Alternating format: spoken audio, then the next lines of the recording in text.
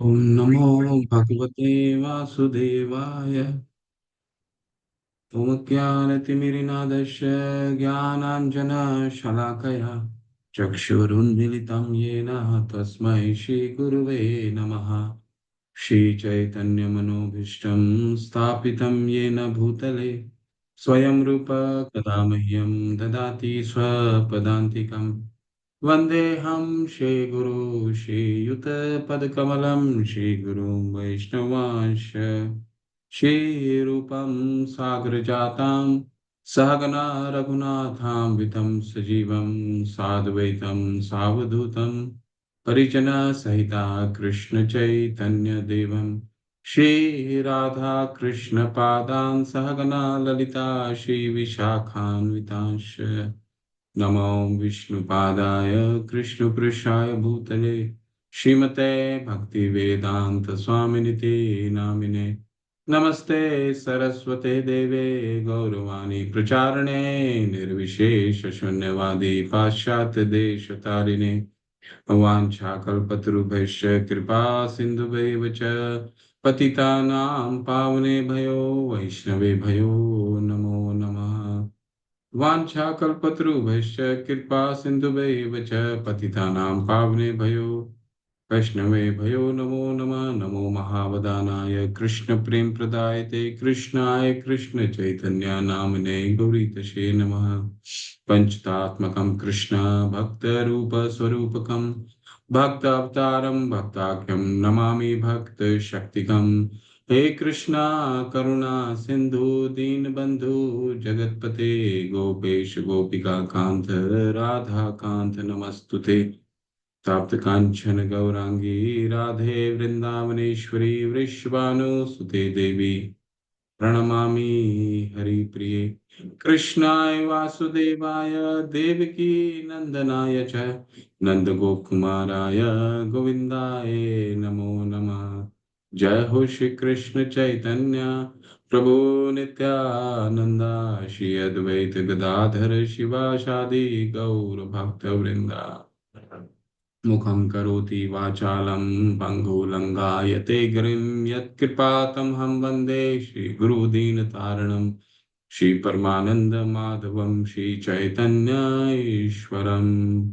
सीतातपत्रे वचने उपस्कृते प्रसूनवर्षे अभिवर्षिता प्रति पिशङ्गवासा वनमालया बभौ घनो यथोर्कोडुपचापुवैदुते। हरे कृष्णा कृष्ण कृष्णा हरे हरे हरे राम राम राम हरे हरे। हरे कृष्ण कृष्ण कृष्ण हरे हरे हरे राम राम राम हरे हरे। हरे कृष्ण कृष्ण कृष्ण हरे हरे हरे राम राम राम हरे हरे। हरे कृष्ण। आप सभी का हार्दिक स्वागत है। हम आज 16वां अध्याय करेंगे, लेकिन इससे पहले हम अपने श्लोक को पढ़ लेते हैं एक बार।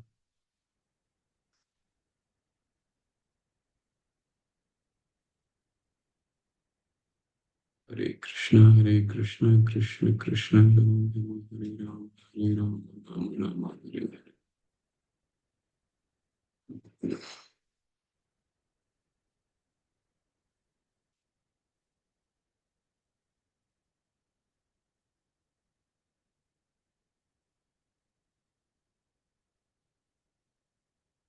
पहला श्लोक है, पुरुषं प्रकृति स्थो ही भुंगते प्रकृति जान गुणान कारणम गुण संगोस्य सत सत्योनिसी जन्मसु। पुरुषं प्रकृतिस्थो हि भुङ्क्ते प्रकृतिजान् गुणान् कारणं गुणसङ्गोऽस्य सत्सत्योनिसि जन्मसु।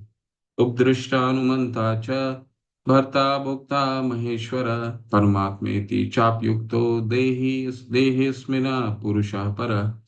उपदृष्टानुमन्ता च भर्ता भोक्ता महेश्वर परमात्मेति चाप्युक्तो देहेऽस्मिन् पुरुषः परः। मां च यो अव्यभिचारेण भक्ति योगन सेवते सह गुणान् समतीत्य तान् ब्रह्म भूयाय कल्पते। मां च यो अव्यभिचारेण भक्ति योगन सेवते सह गुणान् संतीत्येतान् ब्रह्म भूयाय कल्पते। ममैवांशो जीवलोके जीवभूता सनातन मनः षष्ठानि इन्द्रियाणि प्रकृतिस्थानि कर्षति। ममैवांशो जीवलोके जीवभूता सनातन मनः षष्ठानि इन्द्रियाणि प्रकृतिस्थानि कर्षति। सर्वस्व चाहं हृदि सन्निविष्टो मत्तः स्मृतिर्ज्ञानमपोहनं च वेदैश्च सर्व अहमेव वेद्यो वेदान्तकृद्वेदविदेव चाहम्। ब्रह्मभूत प्रसन्नात्मा न शोचति न काङ्क्षति समः सर्वेषु भूतेषु मद्भक्ते लभते पराम्। भक्त्या माम् अभिजानाति यावञ्च अस्मि तत्त्वतः ततो मां तत्त्वतो ज्ञात्वा विशते तदन्तरम्। भक्त्या माम् अभिजानाति यावञ्च अस्मि तत्त्वतः ततो मां तत्त्वतो ज्ञात्वा विशते तदन्तरम्। मन्मना भव मद्भक्तो मध्याजी मां नमस्कुरो ममैवैष्यासि सत्यं ते प्रतिजाने प्रियोऽसि मे। सर्वधर्मान् परित्यज्य माम् एकं शरणं व्रज अहं त्वां सर्वपापेभ्यो मोक्षयिष्यामि मा शुचः। सर्वधर्मान् परित्यज्य माम् एकं शरणं व्रज अहं त्वां सर्वपापेभ्यो मोक्षयिष्यामि मा शुचः। हरे कृष्णा कृष्ण कृष्ण हरे हरे हरे राम राम राम हरे हरे। हरे कृष्णा कृष्ण कृष्ण हरे हरे हरे राम राम राम हरे हरे। तो आप सभी का 16वें अध्याय में आज स्वागत है। आप सभी लोग भगवत गीता अपनी खोल लीजिए। आज हम भगवत गीता से काफी कुछ पढ़ने का प्रयास करेंगे। श्रील प्रभुपाद की जय। तो अभी तक हमने क्या पिछले सत्र में चर्चा किया। 15वां अध्याय में हमने क्या पढ़ा। बरगद के पेड़ का सादृश्य का अवलोकन किया गया।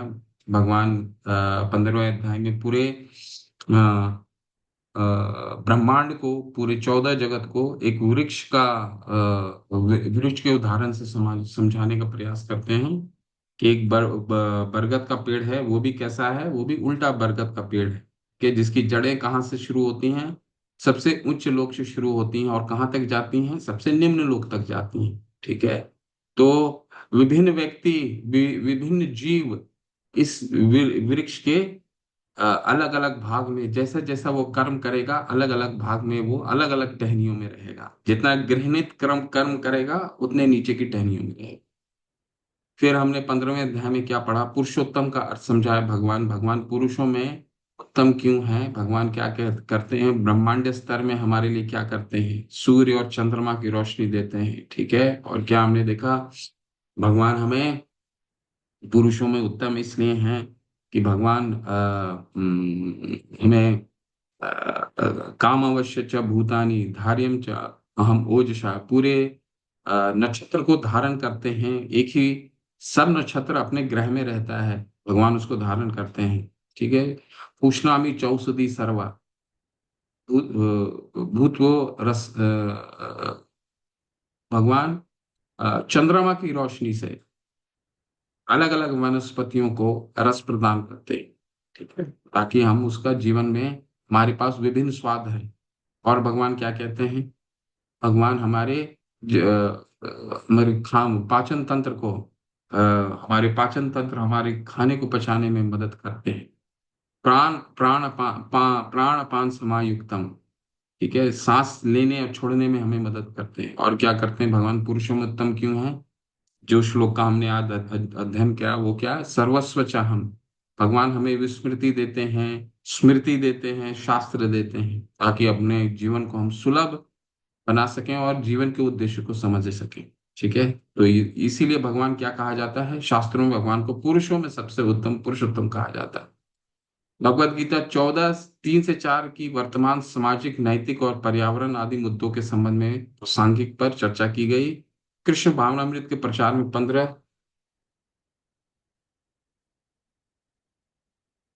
कृष्ण भावनामृत के प्रचार में 15:7 और 15:15 के अनुप्रयोग पर चर्चा किया गया, यानी कि शास्त्र 15:7 में क्या था, ममई वांछो जीव लोके जीव भूत सनातन मन षष्ठानि इंद्रियाणि प्रकृति स्थानी कर्षति। ठीक है, पिछले सत्र में हमने चर्चा किया भगवान क्या कहते हैं कि जीव जितने हैं वो मेरे अंश हैं।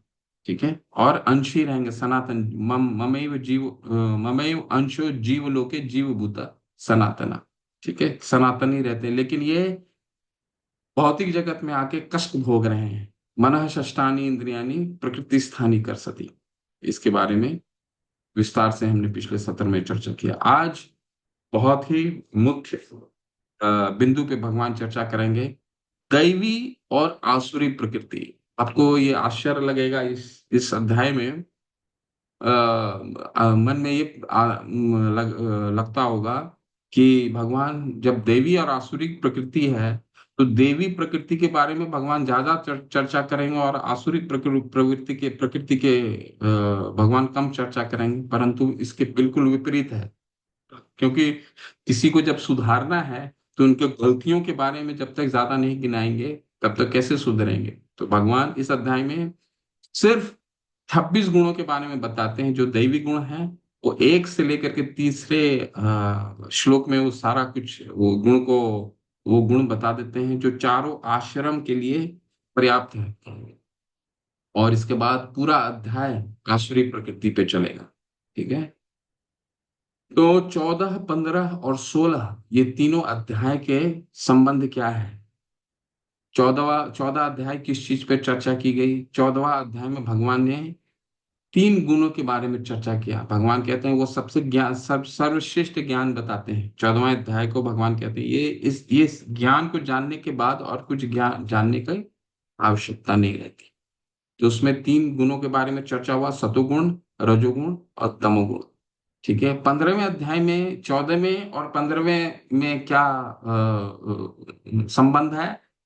तो जो बरगद का पेड़ दिखाया गया वो विभिन्न गुणों में रहने के कारण वो उस बरगद के पेड़ में जीव जैसा जैसा गुण के में रहता है वैसे वैसे उस पेड़ के भागों में रहेगा। ठीक है, सतोगुण का व्यक्ति जड़ के पास रहेगा, रजोगुण का व्यक्ति बीच में रहेगा और तमोगुण का व्यक्ति जो है वो सबसे नीचे रहेगा। ठीक है, अधो गच्छन्ति तामसा। भगवान बताते हैं ना 14वें अध्याय में क्या, उधर गच्छन्ति सत्वस्ता मध्य तिष्ठन्ति राजसा जघन्य गण जघन्य गुना वृत्तस्था अधो गच्छन्ति तामसा। जो सतोगुण का व्यक्ति है उधर गच्छन्ति संत सत्वस्था, जो सतोगुण का व्यक्ति है वो ऊपर के लोकों में रहता है। 15वें अध्याय में वही बता रहा है भगवान। जड़ बता रहे हैं, जड़ कहाँ है, ब्रह्मांड ब्रह्मा के सत्यलोक से शुरू होता है। ठीक है, वही भगवान ने 14वें अध्याय में बताया, उधर गच्छन्ति सत्वस्था मध्य तिष्ठन्ति राजसा। जो रजोगुण का व्यक्ति होता है वो मध्य में रहता है, यानी भूलोक में रहता है। ठीक है, और जघन्य गुणावृतस्था, जो जघन्य कार्य करता है। ठीक है, प्रमाद आलस निद्रा भी हमने 14वें अध्याय में पढ़ा था। तमोगुण के क्या लक्षण है, अज्ञान प्रमाद आलस निद्रा, ये चार चीजें हैं। उसके पास ज्ञान नहीं होता, प्रमाद यानी कि पागलपन, अज्ञान के कारण जो पागलपन आता है वो होता है, और निद्रा, अज्ञान प्रमाद आलस, आलसी होता है, और निद्रा। ऐसे व्यक्ति का है क्या है, जघन्य गुणों वृतस्था अधो गच्छन्ति तामसा, नीचे की लोकों में रहता है, निचली शाखाओं में रहता है।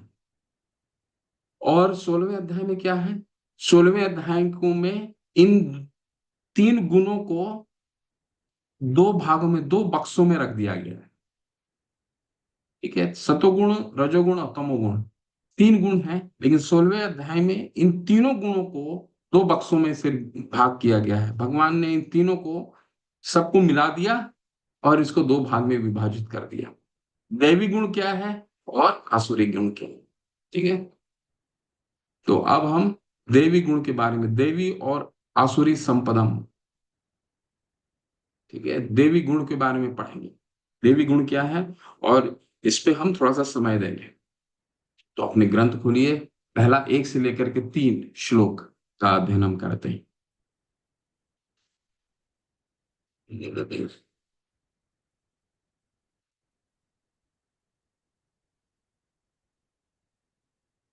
हरे कृष्णा कृष्ण कृष्ण हरे हरे, हरे राम राम हरे हरे, हरे कृष्ण कृष्ण कृष्ण हरे हरे, हरे राम राम हरे कृष्ण कृष्ण कृष्ण हरे राम, हरे कृष्ण, हरे कृष्ण, हरे कृष्ण।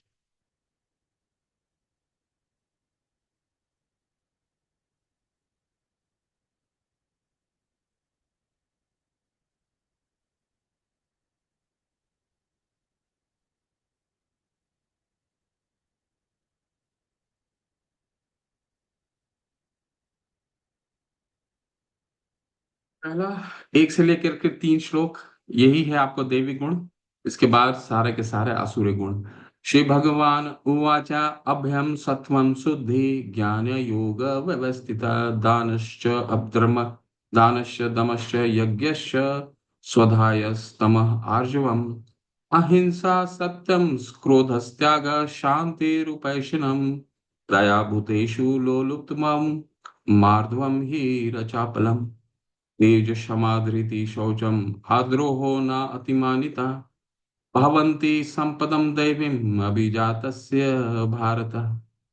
बहुत सुंदर सुंदर गुण हैं, उस पे हम चर्चा भी करेंगे, कुछ पढ़ेंगे भी। श्री भगवान ने क्या कहा? श्री भगवान उवाचा अभयम।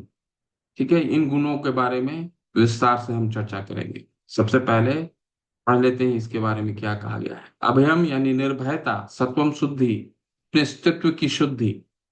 तो इन सब गुणों के बारे में थोड़ा थोड़ा पढ़ेंगे और उसके बारे में थोड़ा चर्चा करेंगे। ठीक है। अब श्री भगवान ने कहा, हे भरत पुत्र, निर्भयता, आत्मशुद्धि, आध्यात्मिक ज्ञान का अनुशीलन, दान, दम, आत्म संयम, यज्ञ परायणता, वेदाध्ययन, तपस्या, इसको नोट करते रहिए। ठीक है, क्योंकि ये जितने भी गुण के बारे में बताए गए हैं, ये शिला प्रभुपाद अपने तात्पर्य में इन सभी 26 गुणों को वर्णाश्रम के हिसाब से विभाजित करेंगे। ठीक है। तपस्या, सरलता, अहिंसा, सत्यता, क्रोध विहीनता, त्याग, शांति, छिंदो विषण में अरुचि, समस्त जीवों पे करुण, लोभ विहीनता, भद्रता, लज्जा, संकल्प, तेज, क्षमा, धैर्य, पवित्रता, ईर्ष्या तथा सम्मान की अभिलाषा से मुक्ति, ये सारे दिव्य गुण हैं जो देवी प्रकृति से संपन्न देवतुल्य पुरुषों में पाए जाते हैं। ठीक है। तो ये 26 गुण हैं जो देवी प्रकृति में देव तुल्य पुरुष में पाए जाते हैं। इसमें कुछ कुछ मुख्य मुख्य बिंदु पे हम चर्चा करेंगे। सबसे पहला, निर्भयता। भगवान यहाँ पे भगवान निर्भयता का क्या मतलब कह रहे हैं? अभयम यानी कि निडर होना। निडर होना का क्या मतलब है, इस पे चर्चा करते हैं। सबसे पहले ये आपको समझा देता हूँ। 26 के 26 जो गुण हैं, भगवान यहाँ पे शिला प्रभुपाद इन 26 गुणों को अलग अलग वर्ण और आश्रमों में विभाजित किया है उन्होंने। ठीक है। अलग अलग वर्ण कौन कौन है, अलग अलग आश्रम कौन कौन है, बताइए, हैंड रेस करके बताइए क्या क्या वर्ण आते हैं। एक एक करके कोई भी बताना चाहे बता सकते हैं। वर्ण कौन कौन से हैं, आश्रम कौन कौन से हैं? सिर्फ एक हैंड रेज है। वर्ण क्या है? हम भक्ति शास्त्री का कक्षा कर रहे हैं, हमें मालूम होना चाहिए वर्ण किसे कहते हैं, आश्रम कौन सा होता है। चातुर्वर्ण्य मया शिष्टम गुणः कर्म विभागशः, चौथे अध्याय का 13वां श्लोक है। ठीक है, दो हैंड है और रेज होने चाहिए, सभी लोग को रेज करना चाहिए इसमें, और भी हाथ उठने चाहिए। ध- धर्मस्य स्वनिष्ठतस्य पुंसा विवक्षेन कथासु यः।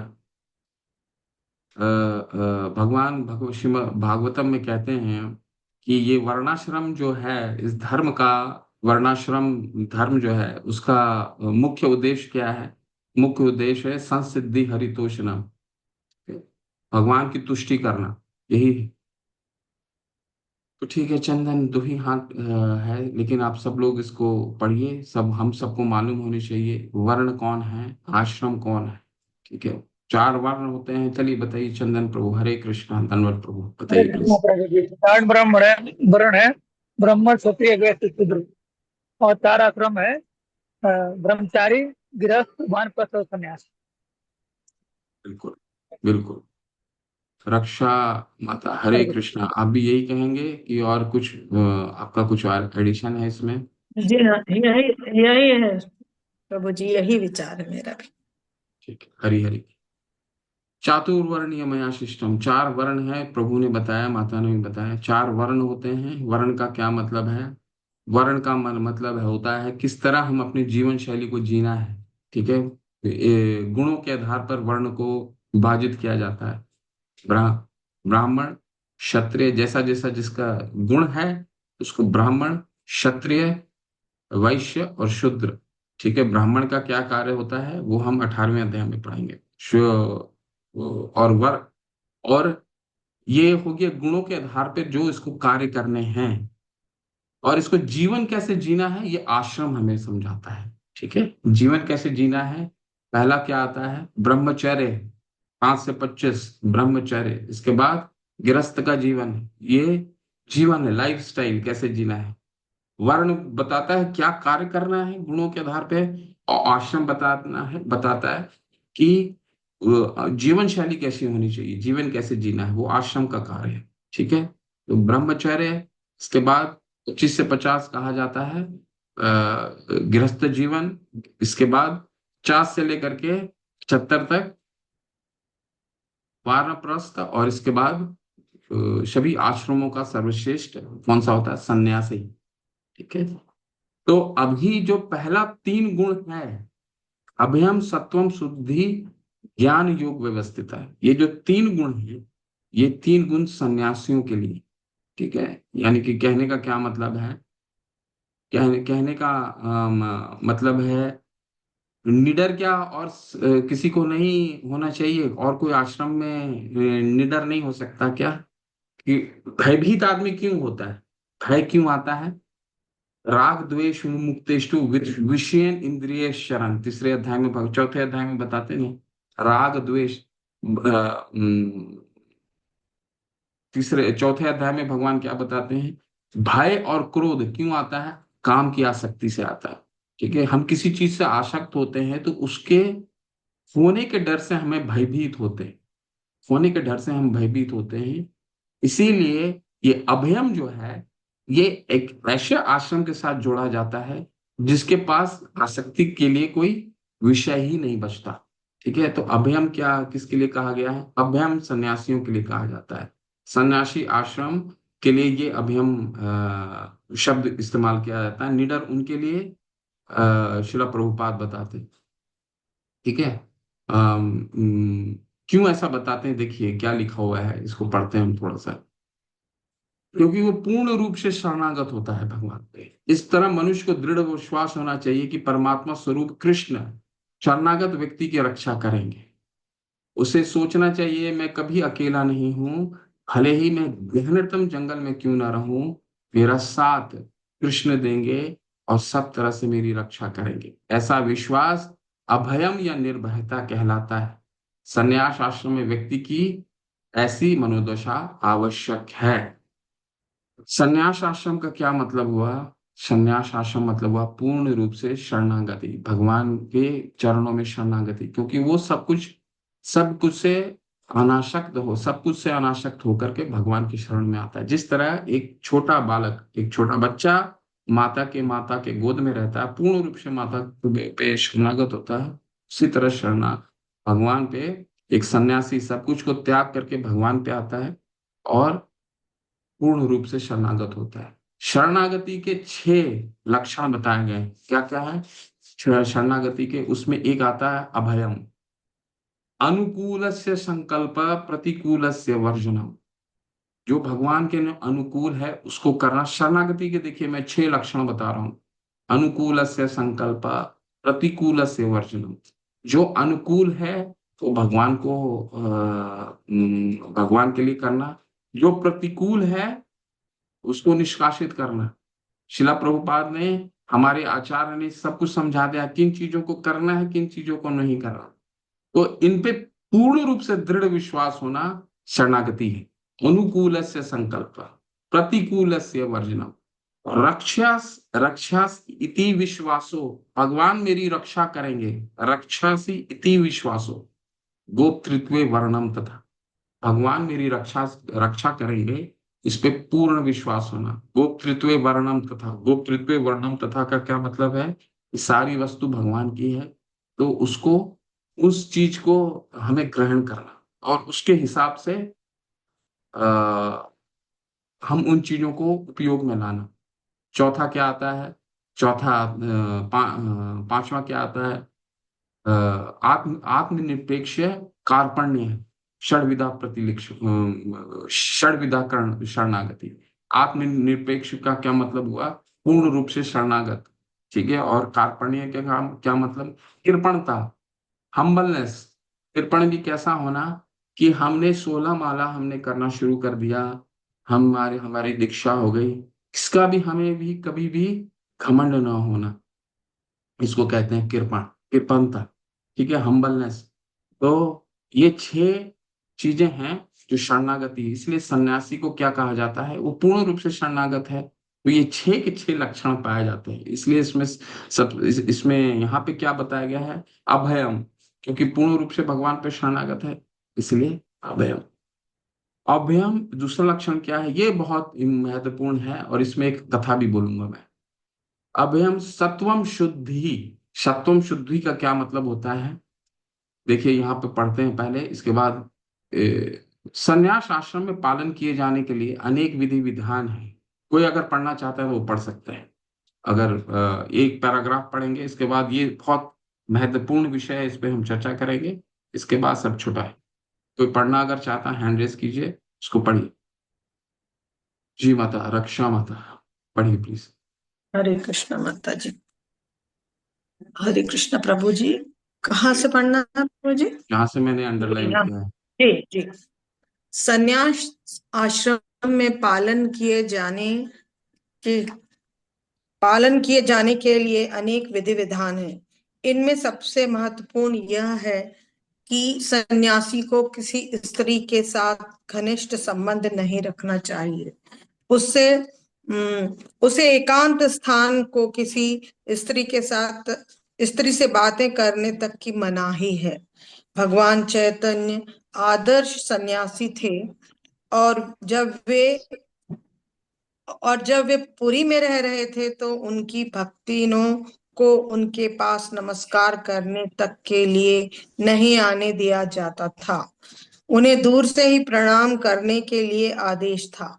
यह स्त्री जाति के प्रति घृणा भाव का चिन्ह नहीं था, अपितु सन्यासी पर लगाए गए प्रतिबंध था कि उसे स्त्रियों के निकट संपर्क नहीं रखना चाहिए।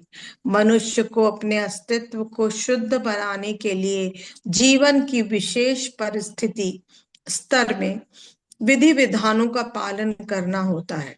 सन्यासी के लिए स्त्रियों के साथ घनिष्ठ संबंध या इंद्रिय तृप्ति के लिए धन संग्रह वर्जित है।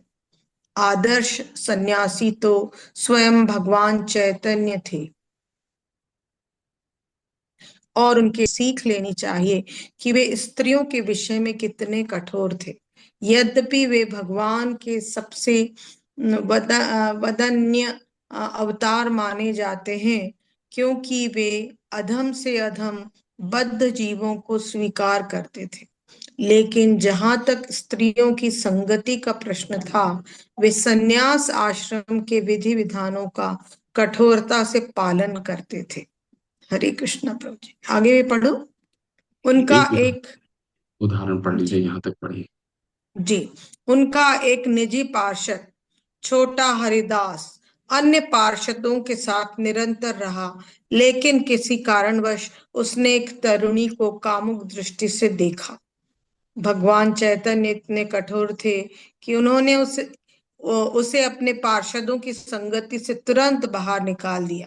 भगवान चैतन्य ने कहा, जो सन्यासी या अन्य कोई व्यक्ति प्रकृति के चंगुल से छूटने का इच्छुक है और अपने को आध्यात्मिक प्रकृति तक ऊपर उठाना चाहता है तथा भगवान के पास जाना चाहता है, वह यदि भौतिक संपत्ति या तथा स्त्री की ओर इंद्रिय तृप्ति से देखता है, भले ही वह उनका उपभोग ना करे, लेकिन उनकी ओर इच्छा दृष्टि से देखे, तो वह इतना गर्हित है कि उसके लिए श्रेयस्कर है कि वह ऐसी, आगे प्रभु जी थोड़ा आगे करिए, तो वह ऐसी स्थिति तो वह ऐसी अवैध इच्छाएं पूरी करने से पूर्व आत्महत्या कर ले। इस तरह शुद्धि की ये विधियां हैं। तो धन्यवाद माँ। तो भगवान चैतन्य कितने कठोर शब्दों का इस ये जो तात्पर्य है, कितने कठोर हैं। तो मन में ये प्रश्न आता होगा कि भगवान चैतन्य इतने स्त्रियों के प्रति कठोर क्यों थे, जबकि उनको यहाँ पे एक शब्द इस्तेमाल किया गया है। क्या इस्तेमाल किया गया है? वदानाय। हम पढ़ते हैं ना, नमो महावदानाय। भगवान चैतन्य तो सबसे वदानाय है। वदानाय का मतलब है सर सबसे कृपालु। वो इतने कृपालु हैं कि नमो महावदानाय, कृष्ण प्रेम प्रदाय थे, कृष्ण का प्रेम प्रदान करने के लिए आए हैं। कोई भी बाकी के कोई भी जो भगवान के अवतार हैं उसमें वो उन्होंने असुरों का वध किया, लेकिन भगवान चैतन्य ने क्या किया, महाप्रभु ने क्या किया, चैतन्य को भगवान के भक्त बनाया। ठीक है, असुरों को भगवान के भक्त बनाया। ठीक है, तो किसी भी असुरों का उन्होंने वध नहीं किया, इसलिए वो सब पे कृपालु है। लेकिन वो क्या है यहाँ पे, वो अपने आप को एक उदाहरण प्रस्तुत करते हैं। यत् यत् आचरिति श्रेष्ठ तत् तत् देवेतर जना सयत् प्रमाण कुरुते लोकस्तत् अनुवर्तते। तो ये उदाहरण है कि सन्यासी, ये सिर्फ सन्यासियों के लिए नहीं है, ये आश्रम ये सभी वर्गों के लिए है। जो भी मंदिर में जाता है, जो भी इस संप्रदाय से जुड़ा हुआ है, हमें कोशिश करना है कि जब तक हमारा काम ना हो तब तक हम एक पुरुष और स्त्री में कभी भी कुछ बातचीत नहीं होनी चाहिए। ठीक है, ये हमारे जब तक कोई कार्य नहीं, ठीक है, जितना हो सके दूरी बना के रखना चाहिए। तो इस पे एक कथा आता है कि शिला प्रभुपाद एक बार कलकत्ता में अपने रूम में अपने मंदिर के कक्ष में बैठे हुए थे। उनसे मिलने के लिए उनकी बड़ी बहन पीसी मासी, उनको पीसी मासी बोलते थे, पीसी मासी आई। तो उनके साथ वहां पे एक उनके साथ भक्त बैठे हुए थे, डिवोटी बैठे हुए थे। तो जैसे ही पीसी मासी आई, क्योंकि वो दोनों बंगाली में बात करना चाह रहे थे, तो वो जो डिवोटी थे, ठीक है, वो उठ करके वहां से निकलने लग गए। तो शिला प्रभुपाद ने बोला, अरे तुम कहाँ जा रहे हो, तुम बैठो। बोला नहीं प्रभु, आप तो क्योंकि आपकी बहन आई है और आप दोनों बात करना चाहते हैं, नहीं तो मैं इसीलिए अब छोड़ के जा रहा हूँ।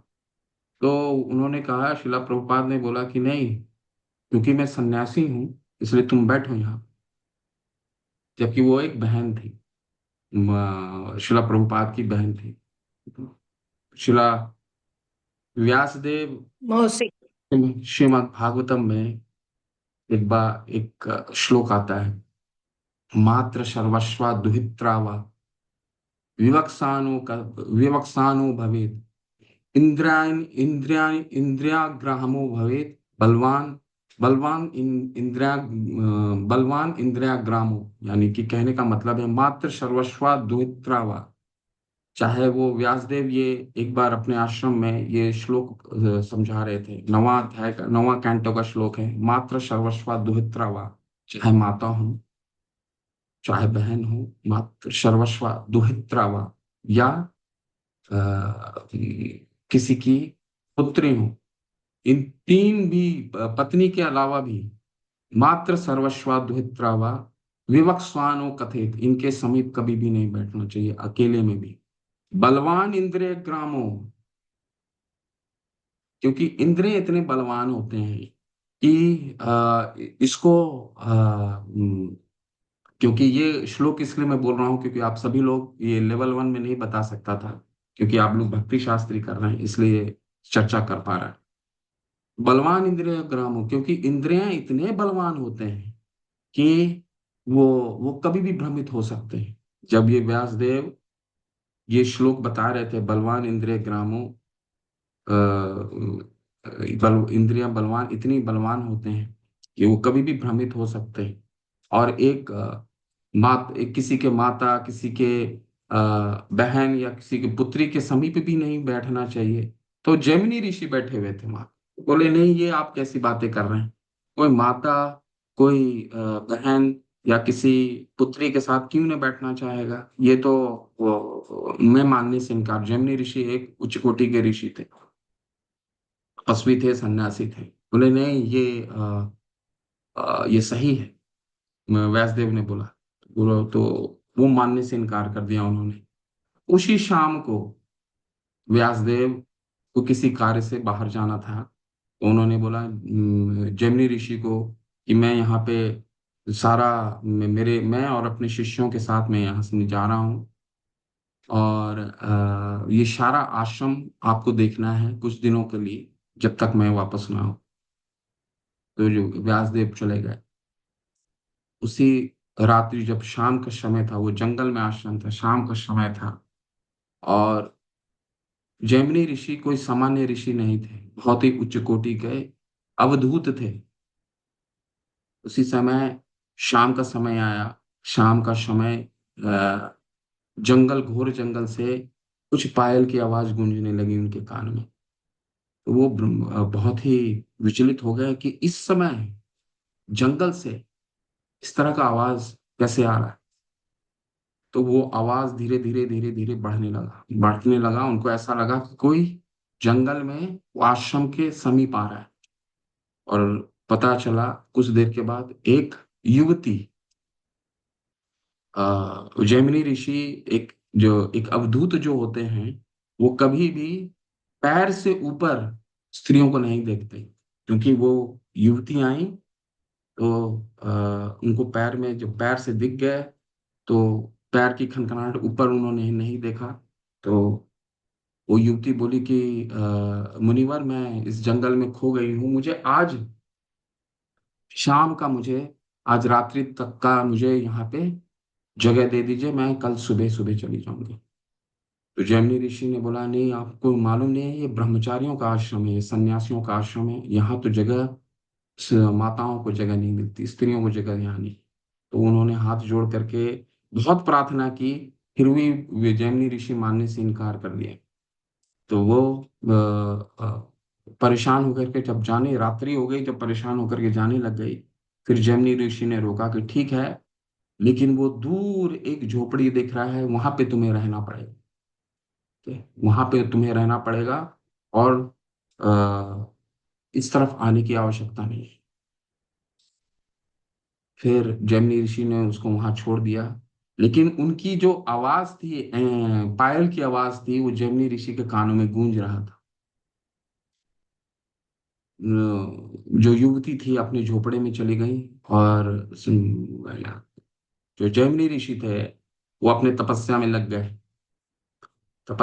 गए। लेकिन वो जो आवाज है वो उनकी तपस्या को भंग करने लग गया। ठीक है, क्योंकि वो स्त्री और ब्रह्मचारी जितने हैं, स्त्रियां, उनको वो आवाज जो आकर्षण करने लग गया, उनसे रहा नहीं गया। जब रात्रि हो गया, जब काफी समय हो गया, तो जैमिनी ऋषि वहां से उठ खड़े हुए, और उस झोपड़े की तरफ जाने लग गए। एक बार को उन्होंने अपने आप को रोका, फिर गए। फिर जाते जाते देखा कि चारों तरफ से बंद है। ठीक है, कहीं जाने का रास्ता नहीं। फिर उन्होंने, क्योंकि इच्छा इतनी प्रबल, क्योंकि आवाज जो थी उतनी गूंजने लग गई थी उनके कानों में, कि प्रबल इतनी इच्छा हो गई उनसे मिलने की। तो उन्होंने क्या किया कि उसके छत पे गए, और छत से उन्होंने उसके झोपड़े के ऊपर में छलांग मारा, तो वो अंदर चले आए। जो युवती थी वो बहुत भयभीत हो गई, और उसने बोली आप ऐसे क्यों यहाँ पे आए। बोले नहीं, मैं तो बस तुमसे ये पूछने आया हूँ आपसे ये पूछने आया हूँ कि क्या आपने भोजन किया इतनी रात्रि, क्योंकि उस समय में भोजन, और उस समय देखिए जब वो युवती उस समय आई थी, तब जैमिनी ऋषि सिर्फ उनके चरण तक देख रहे थे, माता के चरण, युवती के सिर्फ चरण तक देख रहे थे। लेकिन जब उन्होंने वहां से छलांग मारा तो उनको साक्षात, उनको जब देखा तो उनको मन बहुत आकर्षित हो गया। तो उन्होंने पूछा, आप यहाँ पे क्यों आए? बोला, मैं बस ये पूछने के लिए आया हूँ कि क्या आपने भोजन किया है? बोला, नहीं, आप यहाँ से तुरंत तत्काल चले जाइए। युवती ने बोला। लेकिन जैमिनी ऋषि इतने आकर्षित हो गए, इतने आकर्षित हो गए, इतने आकर्षित हो गए कि उन्होंने युवती को बोला कि मैं तुमसे विवाह करने का इच्छुक हूँ। तो युवती एक बार को भयभीत हो गई। बोली, ये आप क्या, आप तो सन्यासी हैं, आप इस तरह से कैसे बात कर सकते हैं? तो उन्होंने बोला कि तुम मेरे इस इस वेश में मत जाओ, ठीक है? मैं योगी हूँ, मैं सिद्धि हूँ, अष्ट सिद्धि को प्राप्त कर सकता हूँ, और एक नव युवक की तरह तुम्हारे सामने दिख सकता हूँ। युवती ने कहा, ठीक है, मैं आपसे विवाह करने के लिए तैयार हूँ। कल शाम को, शर्त है मेरी, कल शाम को आप उस तालाब के किनारे आइए, और तालाब के किनारे आने से पहले जो यज्ञ में अ, जो यज्ञ में बचे हुए राख होते हैं, कालक होता है, वो कालक को लेते आइएगा, और अपने शक्ल में जब आप लगाएंगे, इसके बाद मैं आपसे विवाह करूंगी। तो जैमिनी ऋषि उसको भी मान गए। और अंत में अगले शाम को जैमिनी ऋषि इतने आतुर हो गए, और जैमिनी ऋषि कोई सामान्य ऋषि नहीं, आप उनको, जब शास्त्रों में उनका बहुत वर्णन आता है, जब शाम को वो गए उनसे विवाह करने के लिए, हाथ में राख लेकर के गए, तो युवती वहीं थी, और उन्होंने बोला कि मेरा शर्त को आप मानिए, पहले तो अपने शक्ल में लगाइए, इसके बाद मैं आपसे विवाह करूंगी। तो जैमिनी ऋषि ने उसको अपने शक्ल पे लगाया, ठीक है? शक्ल पे लगाया, इसके बाद युवती ने एक जोर से उनको गाल में तमाचा मारा, और फिर वो युवती कोई नहीं थी, व्यासदेव खुद थे।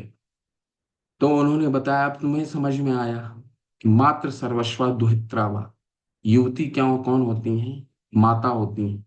तो युवती को तुमने इस श्लोक के बारे में मेरे से प्रश्न किया था। आज तुम इतने बड़े तपस्वी हो, और माता रूपी युवती के प्रति इतने आकर्षण आ गए, इसीलिए ये श्लोक जो है वो वो बिल्कुल सार्थक। ठीक है? तो ये संदर्भ, ये कथा बहुत प्रचलित है। ठीक है? इसको, तो इसीलिए ये बहुत महत्वपूर्ण है कि स्त्रियों से जितना जितना कार्य हो उतना ही हमें कार्य करना चाहिए, उतना ही, अदरवाइज नहीं तो बिल्कुल जितना हो सके दूरी बना के रखना चाहिए। और हमारे आचार्य, हमारे इष्ट देव चैतन्य महाप्रभु अपने आचरण से भी यही सिखाते हैं। जबकि उन्होंने क्या किया है? चैतन्य महाप्रभु किस भाव में थे? वह राधा के भाव में कृष्ण के रूप में आए थे। क्या? अगला क्या है? ज्ञान योग व्यवस्थित। ये भी अभी तीन जो गुण हैं, ये तीनों गुण जो हैं वो सन्यासियों के लिए ज्ञान योग व्यवस्थित। ज्ञान योग व्यवस्थित का क्या मतलब है? ज्ञान का अनुशीलन में संलग्न रहना। सन्यासी का जीवन गृहस्थों तथा उन सबों को आध्यात्मिक उन्नति के वास्तविक जीवन के मूल जीवन को भूल चुके हैं, ज्ञान वितरित करने के लिए होता है। सन्यासियों का क्या कार्य है?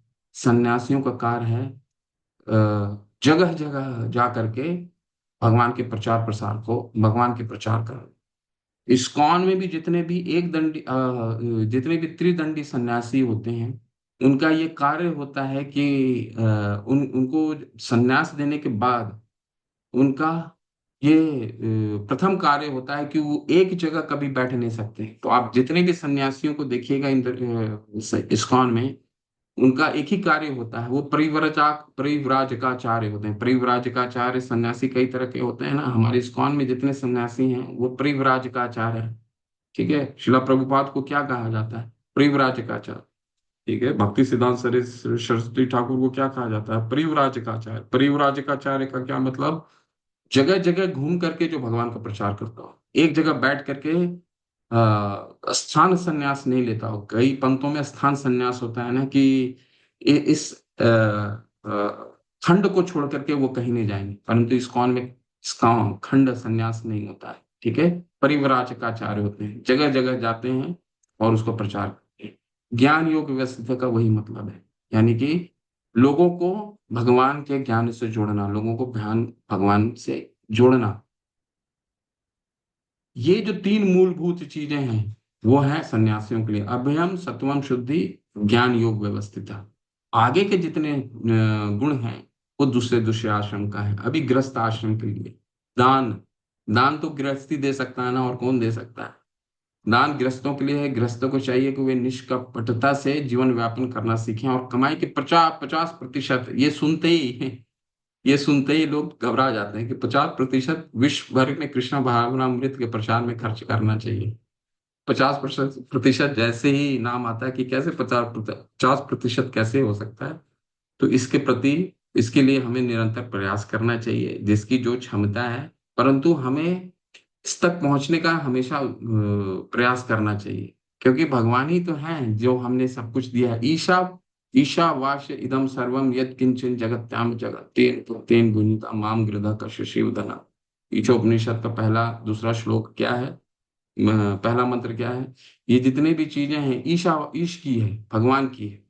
तो हमें पैसा भी जो प्राप्त होता है, जो हम धन धन भी कमाते हैं, भगवान के कारण कम, भगवान ने हमें ये दिया है। भगवान ये जो बुद्धि इस्तेमाल करते हैं,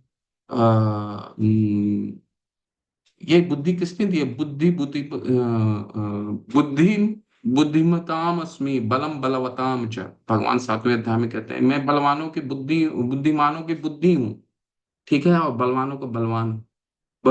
ठीक है, तो ये बुद्धि भगवान के द्वारा ही है। जब अर्जुन द्वारका में जब वापस आ रहे थे और कृष्ण ने अपनी लीला को समाप्त कर दिया था, तो अर्जुन जब जंगल से वापस आ रहे थे, वो अर्जुन जो गुडाकेश हैं, उनका क्या हुआ?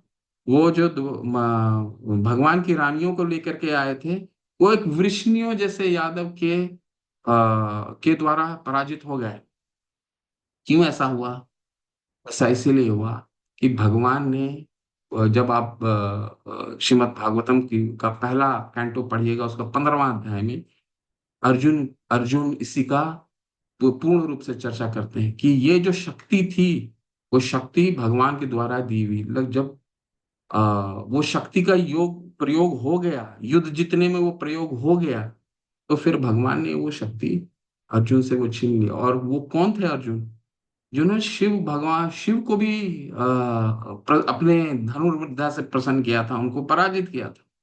ठीक है, ऐसे अर्जुन जो को एक सामान्य वृष्णि लोग पराजित करते हैं। तो हमें हमेशा ये मान के चलना चाहिए कि जो धन कमाते हैं अपनी बुद्धि के द्वारा, वो भगवान के लिए, ठीक है, भगवान के द्वारा हमें मिलता है।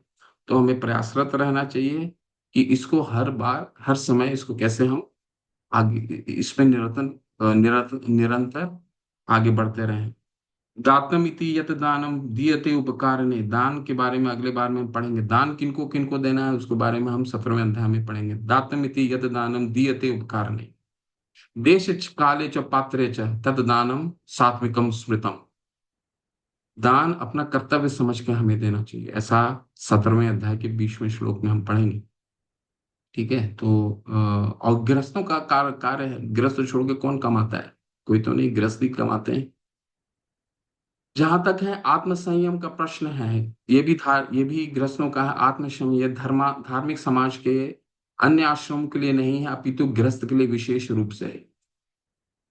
आत्म संयम का क्या मतलब है? अपने आप को संयम कर रखना। तब जब परीक्षित महाराज अ, पूछते हैं सुख मुनि को कि किन चीजों को करने से भक्ति प्राप्त होगी और किन चीजों को करने से भक्ति प्राप्त नहीं होगी। ठीक है। तो सबसे पहले सुख मुनि बताते हैं क्या नहीं करना चाहिए।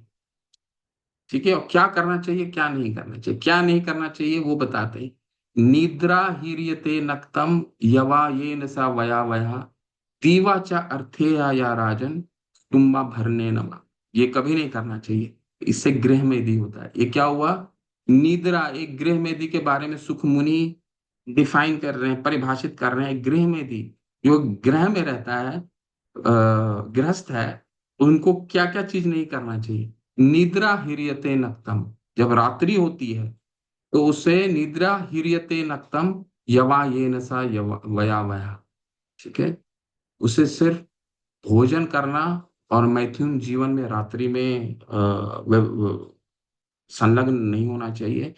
दीवाचा अर्थे या राजन, और जब दिन होता है दीवा, जब दिन होता है दीवाचा अर्थे है राजन तुम्बा भरने न। यानी कि जब दिन होता है, दीवाचा अर्थ है सिर्फ अर्थ कमाने में समय बर्बाद नहीं करना चाहिए, और तुम्बा भरने नवा यानी और सिर्फ परिवार को पालन पोषण करने में समय व्यर्थ नहीं करना चाहिए। इसके अलावा भी जीवन ऐसा सुखमुनि बताने का कोशिश करो। तो ये चार चीजें के अलावा इसको गृह में भी कहा गया है। निद्रा, ठीक है, रात्रि में क्या करना चाहिए? निद्रा च ह्रियते नक्तम वया वयावेन सा वयावह दीवाचा अर्थे या राजन तुम्बा भरने नवा। यानी कि आत्म संयम इन चीजों को नहीं करना चाहिए। इसके अलावा भी ये यहाँ पे श्रीला प्रभुपाद बहुत विस्तार से बता रहे हैं। यद्यपि उसकी पत्नी होती, लेकिन उसे चाहिए कि व्यर्थ ही अपनी इंद्रियों को विषय भोग की ओर ना मोड़े। गृहस्थों पर भी मैथुन जीवन के लिए प्रतिबंध है, और उसका उपयोग केवल संतान उत्पत्ति के लिए किया जाना चाहिए। यदि वह संतान नहीं चाहता तो उसे अपनी पत्नी के साथ विषय भोग में लिप्त नहीं होना चाहिए। ठीक है। तो ये इस तात्पर्य को अच्छे से पढ़िए। एक एक शब्द शिला प्रभुपाद ने इसमें बहुत अच्छे सिद्धांत रखे हैं, और ये सारे सिद्धांत शास्त्र के द्वारा लिखाए हैं। शास्त्र पूर्ण रूप से शास्त्र के द्वारा। ठीक है। शास्त्र में ऐसा लिखा गया है। गृहस्थों को यज्ञ भी करना चाहिए, लेकिन कलयुग में कौन सा यज्ञ के लिए कहा गया है? संकीर्तन। संकीर्तन प्राय यजंती ही सुमेधता। जितने भी सुमेध लोग हैं, यानी कि जितने बुद्धिमान लोग हैं, महाप्रभु ने बताया है संकीर्तन यज्ञ प्राय। संकीर्तन ही इस कलयुग का युग धर्म है। हरे कृष्णा कृष्णा कृष्णा हरे हरे, हरे राम राम राम हरे हरे। हरिदास ठाकुर नामाचार्य हरिदास ठाकुर को चैतन्य महाप्रभु बोलते हैं कि थोड़ा बताओ हरिनाम के बारे में और बताओ। तो हरिनामाचार्य हरिदास ठाकुर बताते हैं कि सर्वशास्त्र बले गाओ हरिनाम सारा। सर्वशास्त्र बले गाओ हरिनाम सारा, पाइबे परमा प्रीति आनंद अपार। सभी शास्त्रों का निचोड़ क्या है? गाओ हरि नाम से। हरि नाम गाना ही सभी शास्त्रों का, जितना भी शास्त्र कर लीजिए, शास्त्र कर लीजिए, पढ़ लीजिए, सार क्या है? हरि नाम। ऐसा ऐसा कौन बता रहे हैं? वो बता रहे हैं जो नामों के आचार्य हैं। वो हमें सिखा रहे हैं। क्या सिखा रहे हैं? सर्व वेद बलि गाओ हरि नाम साहब। अगर ये करते हैं तो हमारा जीवन का उद्देश्य पूर्ण होता है। कैसे? इसको करने मात्र से पाइबे परमा प्रीति परम अपार।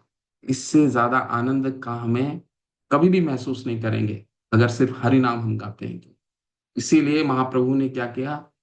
इसी मंत्र को इस कलयुग का युग धर्म बोला, क्योंकि इसको करने मात्र से हमारा जीवन का उद्देश्य पूर्ण हो जाता है। ठीक है। और अपार आनंद की प्राप्ति होती है, ऐसा बताते हैं नामाचार्य हरिदास ठाकुर। स्वधा है, यानी कि पढ़ना।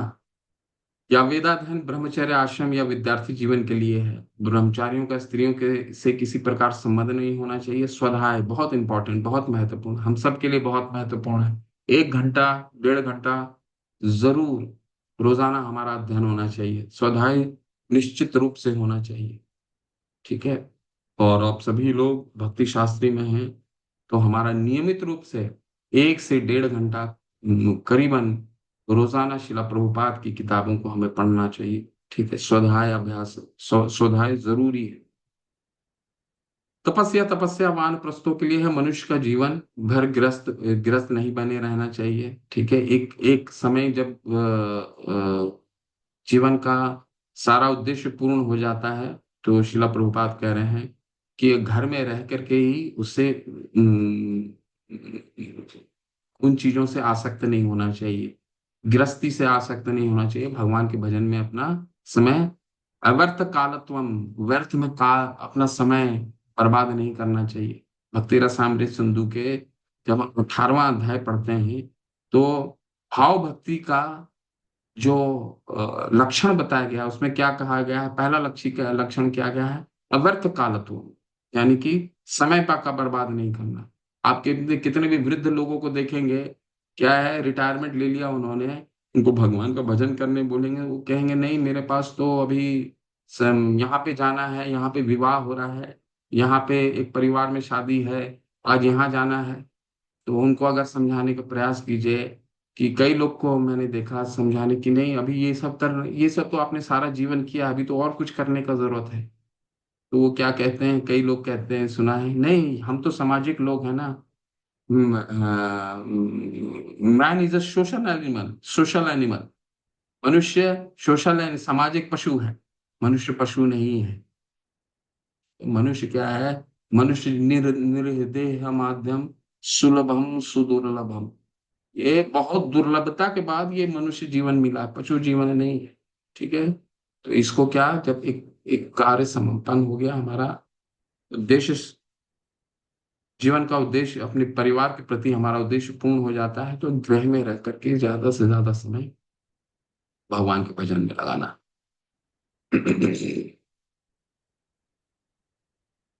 आर्जवम, संबंध। आर्जवम का क्या मतलब है? ये सभी आश्रमों के लिए आर्जवन का क्या मतलब है? सरल।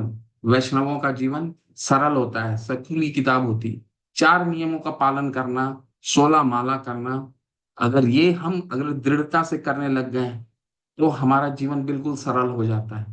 ठीक है। शिला प्रभुपाद ने सिर्फ हमें ये नियम बताए हैं, और ये नियम करने से कोई भी व्यक्ति, पुरुष, स्त्री, एक समाज के उस उच्च स्तर तक पहुंचने की काबिलियत रखता है। क्योंकि अगर ये नियम का हम दृढ़ता से पालन करेंगे, 4 नियम, 16 माला, रोज अगर हम दृढ़ता से करते हैं, नियमानुसार करते हैं, क्या होगा? हम सतुगुण में, क्योंकि हम जब ये चीजें करने लगते हैं, तो हमसे पाप नहीं होता है। और जब पाप जितना कम होगा, हम उतना ही सतुगुण में रहेंगे, और सतुगुण में जितना रहेंगे, भक्ति करना उतना आसान है। और सतोगुण में का व्यक्ति क्या होता है? सरल होता है, कोई कपटी नहीं होता है। ठीक है।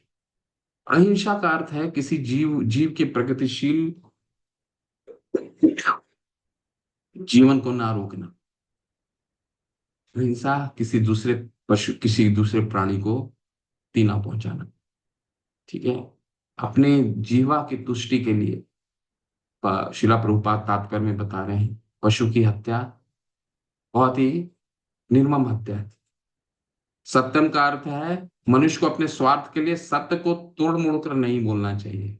वाणी की तपस्या अगले अध्याय में हम पढ़ेंगे। बोलने की भी तपस्या है, शारीरिक तपस्या में वाणी की तपस्या आती है। अनुद्वेग करम वाक्यम सत्यम प्रिय हितम चाहिए। वाणी की तपस्या क्या है? अनुद्वेग करम वाक्यम सत्यम प्रिय हितम चाहिए। सत्य बोलना, लेकिन वो भी अच्छे ढंग से, प्रिय ढंग से। ऐसा नहीं कि कई लोगों का आपने सुना, मैं तो, उसको अच्छा लगे या बुरा लगे, मैं तो हमेशा सत्य बोलता हूँ। ऐसे कई लोगों को आपने सुना होगा बोलते हुए कि मैं तो सच बोलता हूँ। हो सकता है उसको खराब लगे, लेकिन हमारा शास्त्र क्या कहता है, भगवान क्या समझाते हैं? 17वें अध्याय में भगवान समझाते हैं, नहीं, अनुद्वेग करम वाक्यम सत्यम प्रिय हितम चाहिए। प्रिय होना चाहिए, सत्य तो बोलना चाहिए, लेकिन बोलने का भी तरीका होनी चाहिए, प्रिय रूप से बोल। ठीक है, उसको जो हमारी वाणी सत्य को वो समझ पाए वैसे बोलना। अक्रोध का अर्थ है क्रोध को रोकना। ये जब अध्याय का अंतिम जाएगा तो ये क्रोध के बारे में, ये क्रोध क्या है, ये आसुरों का लक्षण है। ठीक है, क्रोध आना ही नहीं चाहिए। भक्ति का पतन क्रोध से होता है। त्रिविधम नरकस्य इदम द्वारम नाश आत्मना, काम क्रोध तथा लोभ। नरक के 3 द्वार हैं, काम क्रोध और लोभ। 16वां अध्याय का अंतिम श्लोक, 20वां या 22वां श्लोक आएगा ये। अपैशुनम, बहुत बहुत महत्वपूर्ण है। ये सारे तात्पर्य को आप लोग अच्छे से पढ़ लीजिएगा। 1 सवा घंटा हमने सिर्फ 26 गुण में लगाए थे।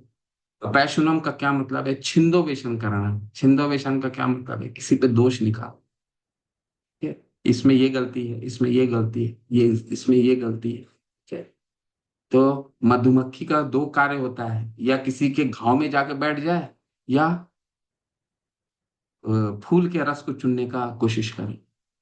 तो मधुमक्खी दोनों कार्य करता है, घाव में भी बैठता है और फूल के रस में भी बैठता है। तो हमें क्या करना है? हमें फूल के रस वाला मधुमक्खी बनना है। अपैशनम, किसी में हर में कमियां होती हैं, उस कमियों को ढूंढने की आवश्यकता नहीं है। अचपा अचापलम, अचापलम या संकल्प का अर्थ है कि मनुष्य किसी प्रयास से विचलित या उदास ना हो। किसी प्रयास से भले ही हुए असफलता क्यों ना मिले, किंतु मनुष्य को उसके लिए खिन्न नहीं होना चाहिए। उसे धैर्य तथा संकल्प के साथ प्रगति करनी चाहिए। ठीक है, तो ये दैवी गुण के लक्षण हैं।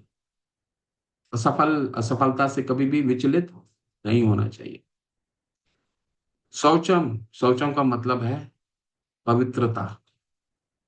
ठीक है, जो न केवल मन तथा शरीर को ही हो, अपितु व्यवहार में भी हो। तो विशेष रूप से वर्णिक वर्ग के लिए उन्हें चाहिए कि काला बाजारी न करे, ना नातिमानिता। यानी कि शौचम का मतलब है, शौचम का मतलब शिला प्रभुपाद बता रहे हैं कि शारीरिक रूप से भी और आंतरिक रूप से भी। आंतरिक रूप से कैसे हो सकता है? हरे कृष्णा कृष्ण कृष्ण हरे हरे, हरे राम राम राम हरे हरे। भगवत गीता का पढ़ना और हरे कृष्ण करना। मलि मोचने पुंसा जलम स्नानम दिने दिने। आदि शंकराचार्य ने अपने गीता महात्म्य में कहा, क्या कहा है? इस भगवत गीता के प्रमुख का जब प्रमुख पढ़िएगा, अमुख पढ़िएगा, तो उसमें ये श्लोक आता है। क्या कहते हैं वो? मलि मोचने पुंसा जलम स्नानम दिने दिने, सद्गीतामृतम स्नानम संसार मल नाशनम। शरीर को तो हम मलि मोचने पुंसा जलम स्नानम दिने दिने, शरीर को तो जल के स्नान से हम ठीक कर लेंगे। लेकिन अगर भगवत गीता को हम पढ़ते हैं तो संसार मल नाश, फिर हमारा ये जो इस शरीर का जो गुह्य है, उसका मल को हम हटाते हैं। भगवत गीता और हरिनाम अगर हम करते हैं तो ये हट जाता है। ठीक है, शौचम। तो ये वह 26 दिव्य गुण हैं। वर्णाश्रम धर्म के अनुसार इसका आचरण होना चाहिए। सारांश ये है कि भले ही इसकी भौतिक परिस्थितियों शोचनीय हो, यदि सभी वर्णों के लोग इन गुणों का अभ्यास करें तो वे क्रमशः आध्यात्मिक अनुभूति के सर्वोच्च तक उठ सकते हैं। तो ये 26 गुण, आप जब हमने इसका अध्ययन करा तभी तो आपके मन में ये विचार आया होगा कि बाप रे, इतना कठिन, इसको करना तो कितना कठिन। तो आचार्य बताते हैं इसको अलग अलग से हमें कुछ करने की आवश्यकता नहीं है। हमें क्या करने की आवश्यकता है? जो शिला प्रभुपाद और हमारे आचार्य ने बता दिया है। 4 नियम का पालन करना, 16 माला दृढ़ता के साथ करना, और जो फॉर्मूला उन्होंने दिया है, सुबह 4 बजे उठना, मंगल आरती करना, और जो मौका मिले भगवान की सेवा करना। 13वें अध्याय के भक्ति रसामृत सिंधु में भगवान रूप गोस्वामी पाद 5 चीजों पे जोर देते हैं कि ये 5 चीजें करना बहुत आवश्यक है। क्या क्या 5 चीजें हैं? पहला, जब इस मौका मिले भगवान की लीला स्थली को का दर्शन करना। दूसरा, अर्च विग्रह की सेवा करना, अपने घर में अर्च विग्रह है उसकी सेवा करना। तीसरा, रोजाना श्रीमद् भागवतम का पाठ करना। चौथा, भक्तों की सेवा करना, किसी भी रूप में सेवा करना। आपके पास अभी सेवा का मौका आ रहा है, क्या सेवा का मौका है? हम सब का ये कार्य है। हम 10 लोग हैं इस ग्रुप में, कितने लोग हैं? सबका ये कार्य है। मंदिर की तरफ से भी आपके पास ये आया होगा कि हम में से कई लोग दीक्षित हैं, तो हमारा क्या, कैसे हम सेवा दे सकते हैं मंदिर को में, कि अभी लेवल 1 के कोर्स शुरू होने वाले हैं। कोशिश करना है हम सबको, जितने आसपास के जितने जानकार लोग हैं उनको इस लेवल 1 से जोड़ना। ठीक है, ये निशुल्क है। हम सबका हम सबकी सब इससे लाभान्वित हुए हैं। और लोगों को जोड़ने का हमें प्रयास करना चाहिए, निरंतर प्रयास करना चाहिए। ठीक है, मन में आया, हो सकता है कि अगले सत्र में आपने 5 लोगों को बोला, फिर अगला, क्योंकि ये तो निरंतर का कोर्स चलता रहेगा। ठीक है, तो आपके पास अगर 5 लोगों को बोल बोल दिया आपने, जोड़ दिया, इसके बाद अगले बार आएंगे तो फिर आपको लगेगा कि अरे, मैंने, मेरे जानकार में 5 लोग थे, उनको तो जोड़ ही दिया, फिर अब क्या बच गए हैं, किसको और जोड़े? लेकिन ये हमें निरंतर प्रयास करना चाहिए, ये भक्तों की सेवा है। 5 चीजों श्री प्रभुपाद रूप गोस्वामी पाद बताए हैं भक्ति रसामृत सिंधु में, 13वें अध्याय। क्या? लीला स्थली, अर्च विग्रह की सेवा, श्रीमद् भागवतम का रोजाना पठन, भक्तों की सेवा, और हरि नाम का आश्रय। ये 5 चीजें प्रमुख हैं। अगर ये 5 चीजें हम रोजाना करते हैं तो 4 नियमों को पालन करना बहुत आसान होगा, 16 माला करना बहुत आसान होगा। ठीक है, तो ये 26 गुण हमने देख लिया। अब जो है ये पूरा अध्याय आसुरी गुण पे चर्चा पे आता है। ठीक है, क्या है आसुरी गुण? दंभो दर्पो अभिमानश्च क्रोध परुषमेव च अज्ञान च अभिजातस्य पार्थ संपादिमासुरम। हे पृथा पुत्र, दंभ, दर्प, अभिमान, क्रोध, इन सबों का हम विस्तार से चलना, पूरा अध्याय में इसी का चर्चा है। दंभ क्या होता है, दर्प क्या होता है? दर्प, अभिमान, क्रोध, कठोरता तथा ज्ञान, ये सारे असुरी स्वभाव वाले के गुण हैं। इसका हम विस्तार से पढ़ेंगे। ठीक है, देवी संपदम विमोक्षाय निबंधायुसुरी आसुरी मता मास्तु च संपदम देवी अभिजातो से पांडवा। दिव्य गुण मोक्ष के लिए अनुकूल है, आसुरी गुण बंधन दिलाने के लिए। हे पांडुपुत्र, तुम चिंता मत करो, क्योंकि तुम देवी गुण से युक्त होकर जन्मे। तो अर्जुन इतना बोलना था, 26 गुण उन्होंने बताया, और इसके बाद दूसरा में उन्होंने भगवान ने ये 5 चीजें 3 चीजें बता दी। दंभ, कर, दर्प, अभिमान, क्रोध, कठोरता और अज्ञान। तो इसमें अर्जुन विस्मित हो गए, विचलित हो गए। अरे, मैं तो युद्ध करने वाला हूँ, कहीं मैं तो असुरी स्वभाव वाला नहीं हूँ, क्योंकि युद्ध जब भी कोई व्यक्ति करता है तो क्रोध में तो करता ही है ना। किसी को मारता है तो क्रोध में मारेगा या कठोर होकर मारेगा, और खासकर अपने अपने रिश्तेदारों को मार रहा है, अपने ताऊ को मार रहा है, अपने भाइयों को मारेगा। तो अर्जुन ये समझने लग गए कि अरे, मेरे में तो असुरी स्वभाव है। लेकिन यहाँ भगवान उनको क्लियर कर रहे हैं। क्या कह रहे हैं? हे पांडुपुत्र, तुम चिंता मत करो, क्योंकि तुम देवी गुणों से युक्त होकर के जन्मे हो। ठीक है, तो अर्जुन क्या है? अर्जुन भगवान की प्रसन्नता के लिए युद्ध कर रहे हैं। तो वो क्या है? वो आसुरी नहीं है।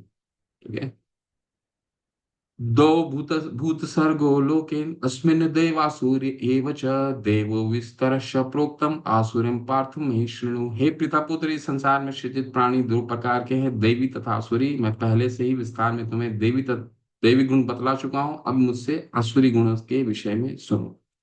पूरा अध्याय आसुरी गुण पे चलता है ये, लेकिन सुनने की हमें बहुत जरूरी है। प्रवृत्तिम च निवृत्तिम च जनाना विदुरसुरा न शौचम न अपि चचारो न सत्यम तेषु विद्यते। भगवान ने बोला कि अब तक तो मैंने सारा कुछ बता दिया, अब मुझसे, क्योंकि अर्जुन के मन में एक प्रश्न आया कि भगवान ने तो मुझे 6 चीजें बताई हैं। अर्जुन को क्लियर नहीं हुआ ये चीजें जैसी बताए, दंभ, दर्प, अभिमान, क्रोध, परुषमेव च, ये 6 चीजें बताई, तो अर्जुन को क्लियर नहीं हो पाया। अर्जुन कंफ्यूज थे कि अरे, क्रोध, कठोर सब तो आसुरी स्वभाव है, तो भगवान ने तो बता दिया कि नहीं, तुम तो दिव्य गुण लेकर के हो, लेकिन वो कहीं ना कहीं भगवान ने समझ लिया कि अर्जुन को और विस्तार से आसुरी स्वभाव बताना है। ठीक है, तो अब विस्तार से बता रहे हैं। तो पहला क्या है, देवी आसुरी गुण, प्रवृत्तिम च निवृत्तिम च जनाना विदुषुरा। जो आसुरी है वह यह नहीं जानते कि क्या करना चाहिए और क्या नहीं करना चाहिए। प्रमाद, आलस, निद्रा भी। भगवान, तमोगुण का क्या लक्षण था? प्रमाद था। ठीक है, प्रमाद के बाद आलस्य था, उसको क्या करना है, अज्ञान है। ठीक है, अज्ञान के कारण पागलपन आता है, तो क्या करना है उसे नहीं मालूम है जीवन में। निवृत्ति, प्रवृत्ति, और निवृत्ति का क्या मतलब होता है? प्रवृत्ति मतलब क्या करना चाहिए, निवृत्ति मतलब क्या नहीं करना चाहिए, कुछ नहीं मालूम है। किन चीजों को करना है, किन चीजों को नहीं करना है।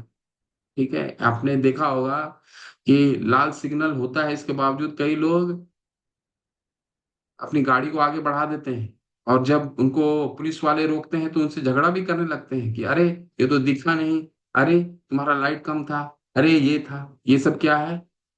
ये प्रमाद है। जब सरकार ने एक कानून बना दिया है, उस कानून को तोड़ना क्या है? अपराध है। और ये पागल उसके बाद भी उस पे वाद विवाद करना, ये क्या है? ये प्रवृत्ति च निवृत्ति च। ठीक है, शास्त्र के शास्त्र में क्या लिखा हुआ है ये बताने के बाद भी कई लोग ऐसे होते हैं, बोलते हैं अरे, ये ये तो 5117 साल पहले भगवान ने बताया है ना, ये आज के तारीख में थोड़ी व्यवहारिक है। तो ये क्या है? आसुरी। उनमें न तो पवित्रता होती है, न उचित आचरण होता है, और न ही सत्य पाया जाता है। ठीक है, तो इनमें क्योंकि प्रमाद है और अज्ञान है, तो इसमें ना तो उनकी पवित्र होते हैं, ना उचित आचरण होता है। ठीक है, क्या बोलना चाहिए उन्हें नहीं मालूम होता है। ये कुछ आ, आसुरी गुण है।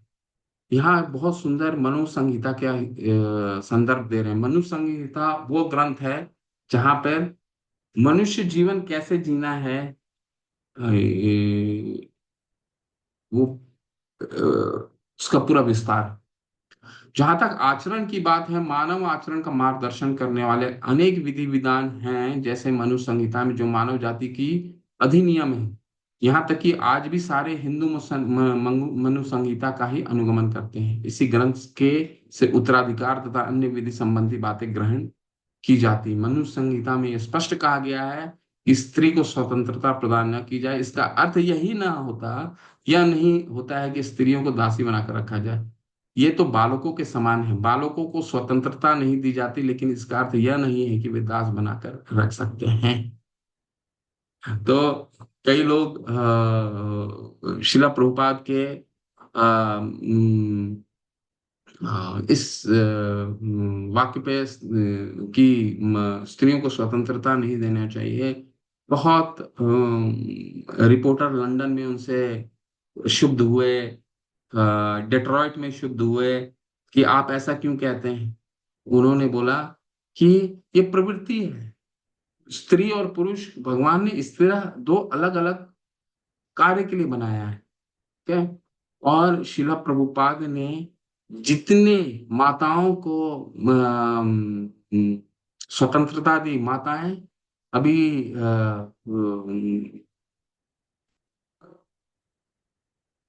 क्या नाम था माता का? हम्म, मुझे अब याद नहीं आ रहा ना, पर अपने उनके शिला प्रभुपाद के डिसाइपल थी, और उन्होंने वृंदावन में पक्ष विग्रह की सेवा, उनको पुजारी का भी कार्य दिया गया। जबकि इवन चर्च में भी प्रिस्ट का काम माताओं को नहीं दिया जाता है। ठीक है, किचन की सेवा में भी प्रभुपाद जी ने माताओं को दिया है कार्य। तो स्वतंत्रता तो शिला प्रभुपाद ने स्थापित किया। ठीक है, माताओं के लिए।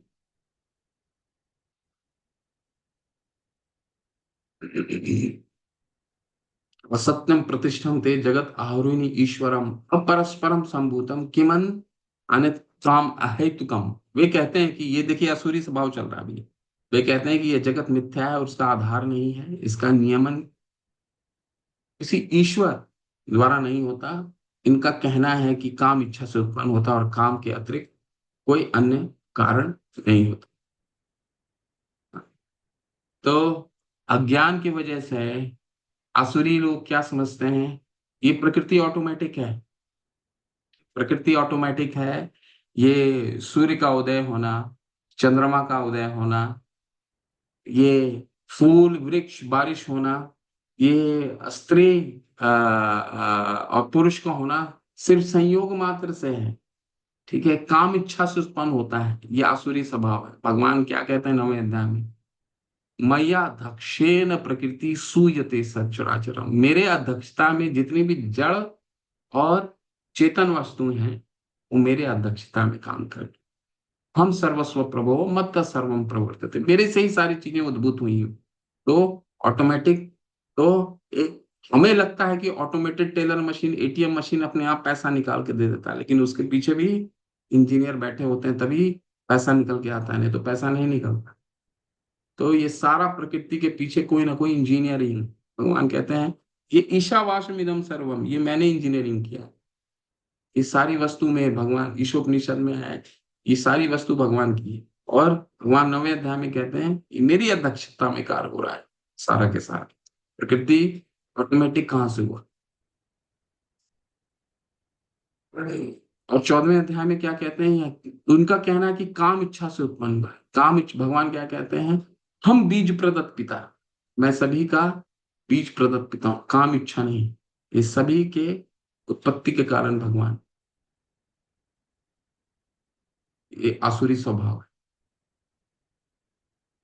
ऐसे निष्कर्मों का अनुगमन करते हुए आसुरी लोग जिन्होंने आत्मज्ञान खो दिया है और जो बुद्धिहीन हैं, ऐसे अनुपयोगी एवं भयावह कार्यों में प्रवृत्त होते हैं जो संसार का विनाश करने के लिए होता है।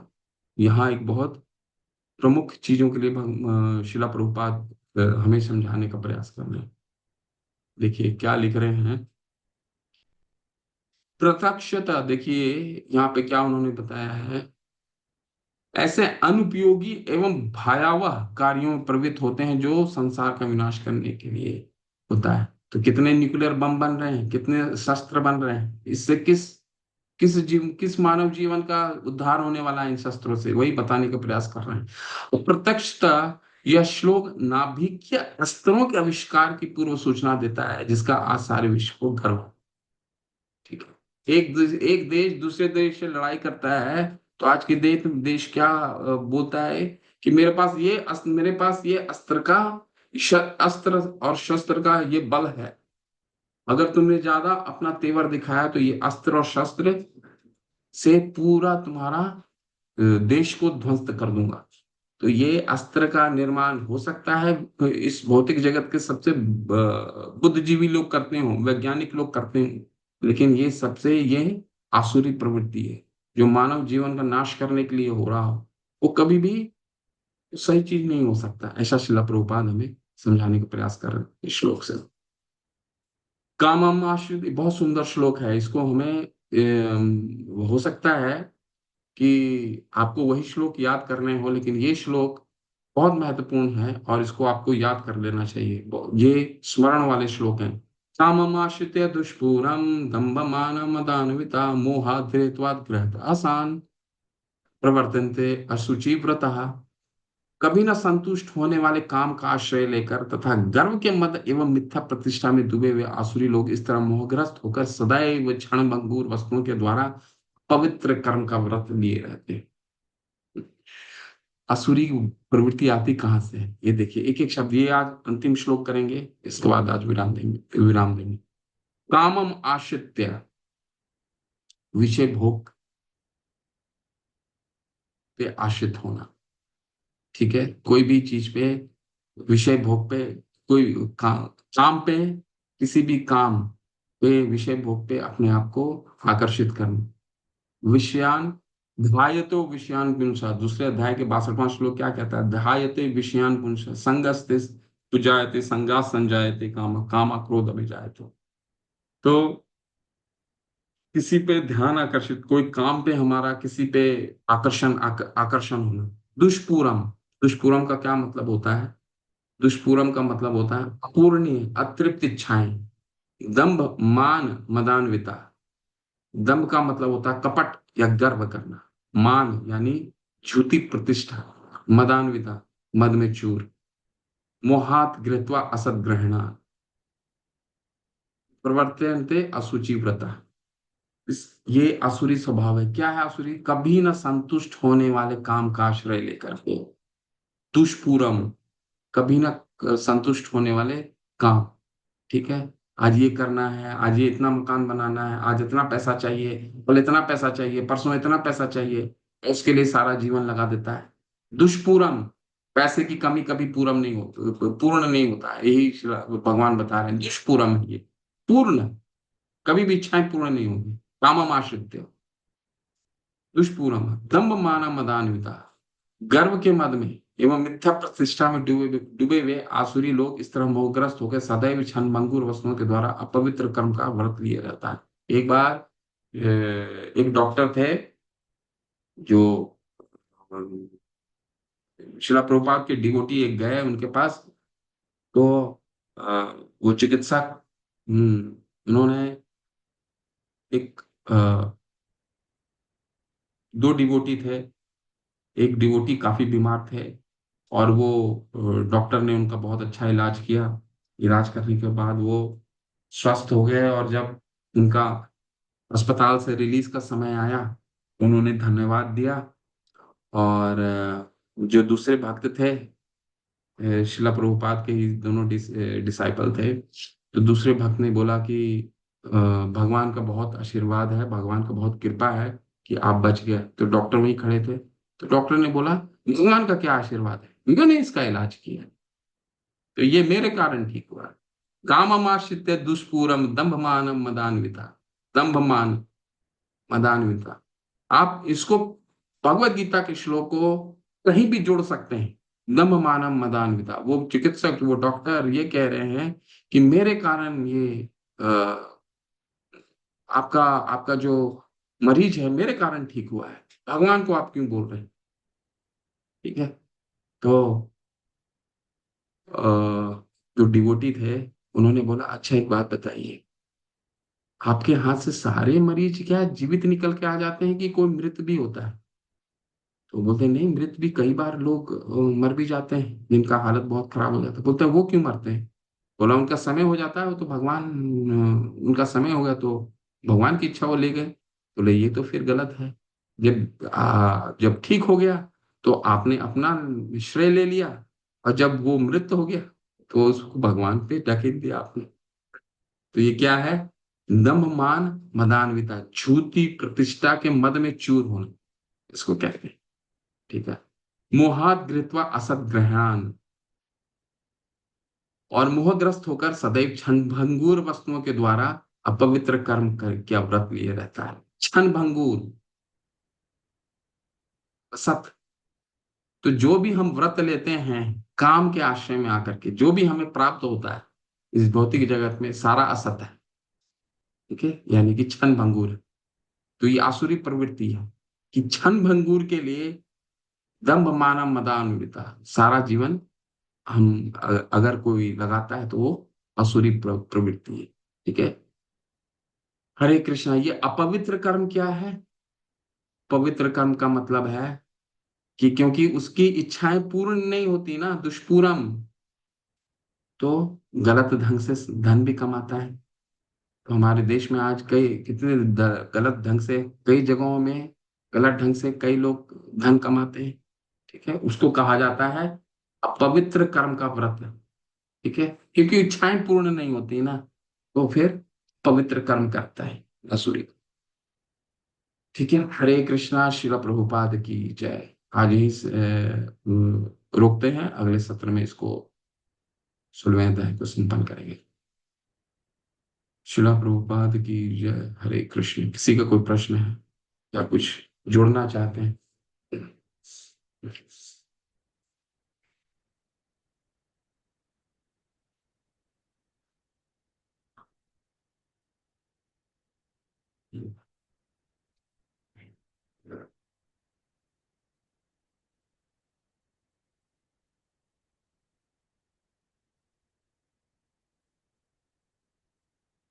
हरे कृष्णा। कोई प्रश्न नहीं है किसी का?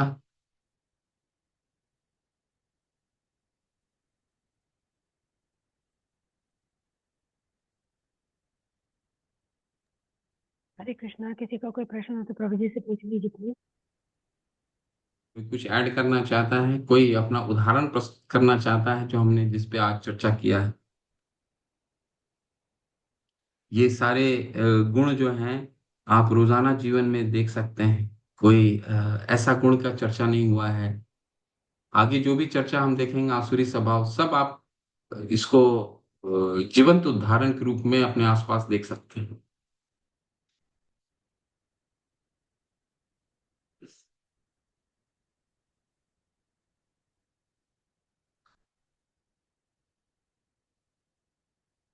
कोई प्रश्न नहीं है?